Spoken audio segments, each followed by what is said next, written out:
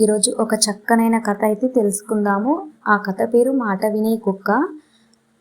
పెద్దాపురం సంతలో ధర్మయ్య అనే ఒక వ్యక్తి కుక్కను అమ్మకానికి పెట్టి చుట్టూ మూగిన జనానికి దాని గుణగణాలను చెప్తూ, ఈ కుక్క మీరే మాట చెప్పినా వింటుంది, మీరు ఏ పని చెప్పినా చేస్తుంది, అది ఎంత కష్టమైన పనైనా సరే అని అన్నాడు.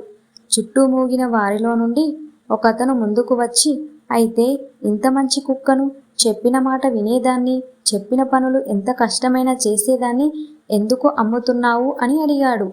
ఇందుకు కుక్కనమ్మేవాడు అంటే ధర్మయ్య, అయ్యా ఏం చెప్పమంటారు, నిన్న రాత్రి నా ఇంట్లో దొంగలు పడ్డారు.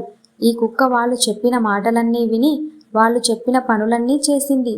వాళ్ళు చెప్పిన విధంగా మొరక్కుండా నన్ను నా భార్యను ఆ దొంగలు గుంజకు కట్టేస్తుంటే ఆ పనిలో వాళ్లకు సాయం చేసింది. అంతేకాకుండా పైపెచ్చు లాంతరు నోట ఖర్చుకొని వాళ్ళు అడిగినట్లు ఇల్లంతా తిప్పి ఎక్కడెక్కడ ఏ విలువైన వస్తువులు ఉన్నాయో ఆ దొంగలకు చూపించి మరి నా ఇల్లు అంతా ఖాళీ చేయించింది అంటూ కోపంతో గట్టిగా పళ్ళు కొరికాడు.